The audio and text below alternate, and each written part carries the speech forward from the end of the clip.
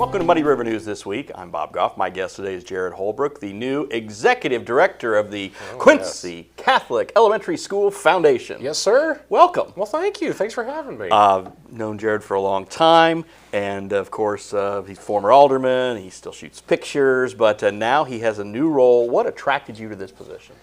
You know, it was a number of factors. What's funny is I had no idea that Sarah. I don't really pay attention to social media. I only look at your news site. Hear that, everybody? Thank you. But that is kind of the way of the world now, And of course, I'm kidding. I pay attention to the news. But I was photographing a cheerleading team, and one of the moms that was helping was like, "You should apply for this position." What position? And then a week later, I've applied, and then a week later, I've got the job.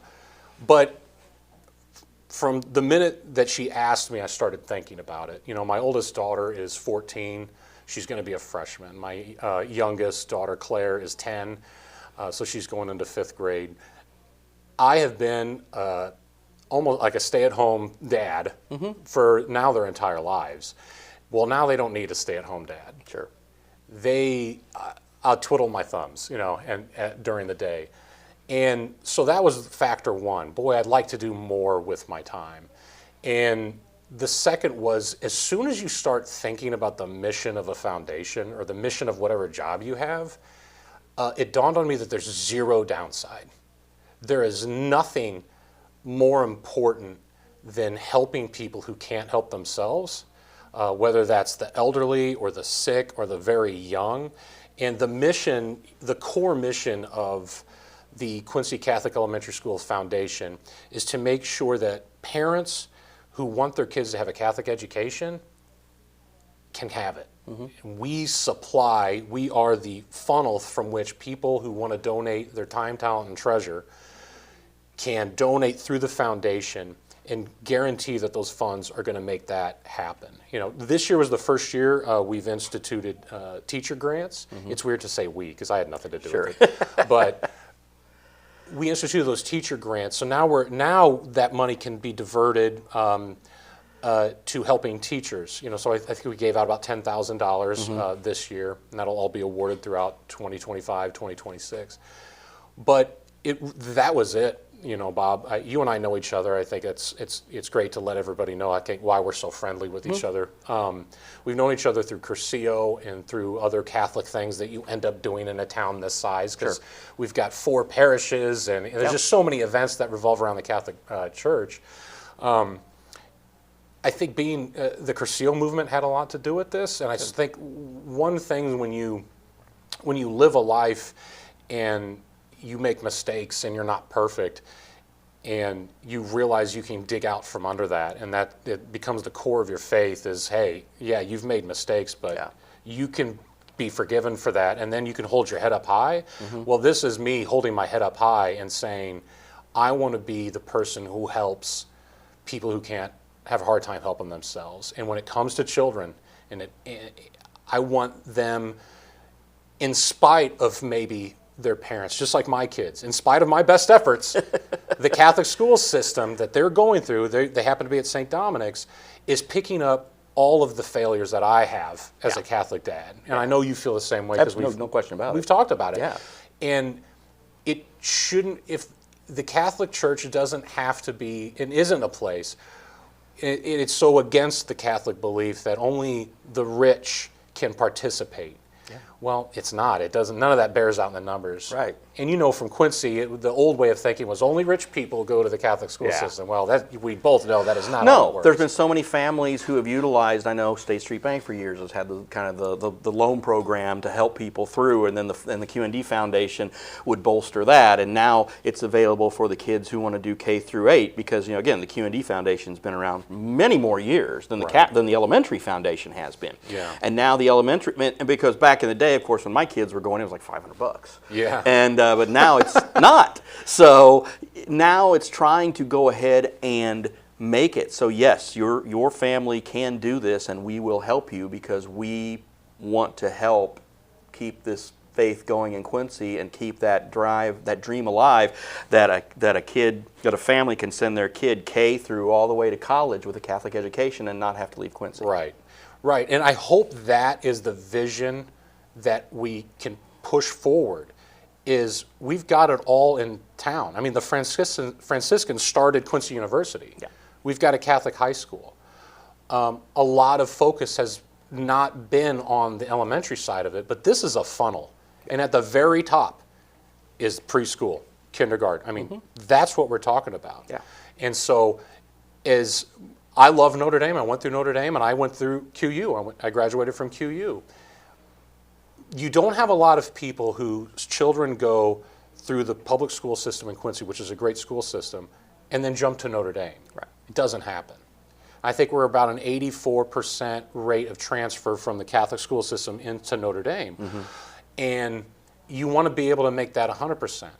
You know, Notre Dame doesn't have parish support. So people forget, too, that our tuition for a practicing Catholic is already cut in half because of the parish support, cutting that in half. Right. So when people say, well, it's this amount to go to St. whatever in town, well, that's half because the parishioners are subsidizing that. Yeah. And my fear is that, and I don't want to say it's a fear, but my concern is that we are here to raise money for a Catholic school system. It is not a private school system. Why would you support private schools? You know, it doesn't make any sense. We're private because we're a Catholic school system, right? And that support starts early, and we want them to go through Notre Dame. We want them to go to QU, and I want that to be the push, you know. But the understanding being, if we don't catch children while they're developing their morality, while they're understanding, you know, that's about age 7. 10 to 12, they start understanding why they're doing the things that they're doing. And if that can be developed, and parents want that in the Christian Catholic way, that's what we're supporting. That's how, you know, this, you know, you could say sinking your teeth in, but it's how. I mean, you and I see it all the time. And for people who don't know, like the Cursillo movement is sort of a crash course in Christianity for men and women who are over the age of 21. Right. And time again, you see men and women in their 60s or 70s who have this complete awakening. I want that to be a part of a child's life from preschool on out.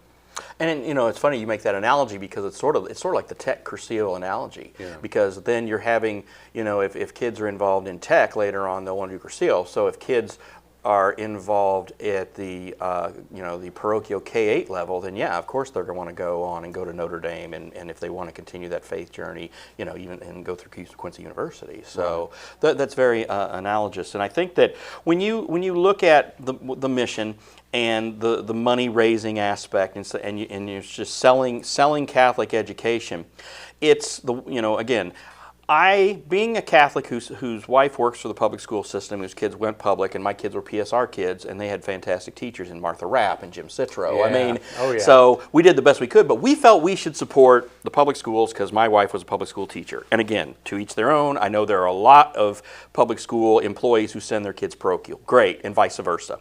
But I think that when you look at this, and our community needs to, both parochial and public need to support each other. I know there's always the rivalries and things like that, but really, being a Catholic whose family's been, you know, immersed in the public school system, I still have I'm still very concerned about the future of Catholic education in Quincy, because I want it to be here because I am a Catholic, and I think that's something that this community prides itself on.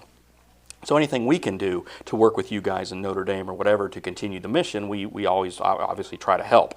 And again, it's not an either-or thing. Yeah. We can have both. Right.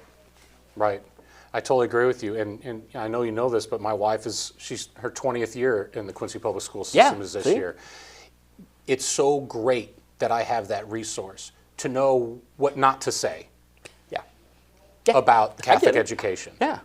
Because I see what she does, I see the resources she has, but I also see the problems in the system. Sure. Just like you see the problems with having a Catholic school system. You know, they need each other to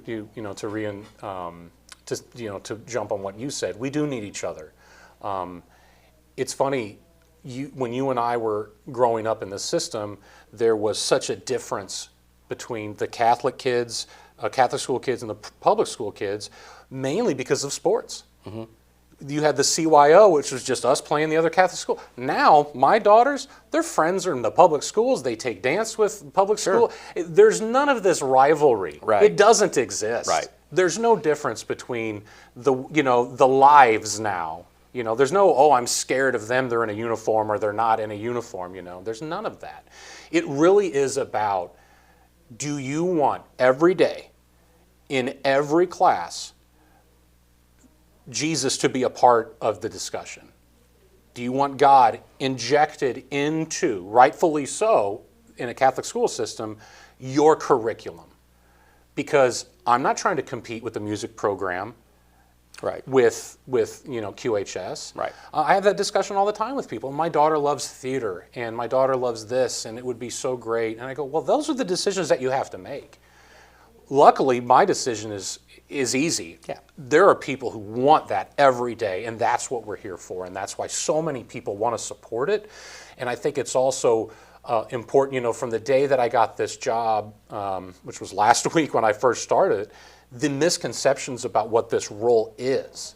I'm not the superintendent of the school system. Right. I am not in dealings, I'm a 501c3 whose only job is to raise money for its designation. I think that's very tough. You're not getting grilled on reorganization here.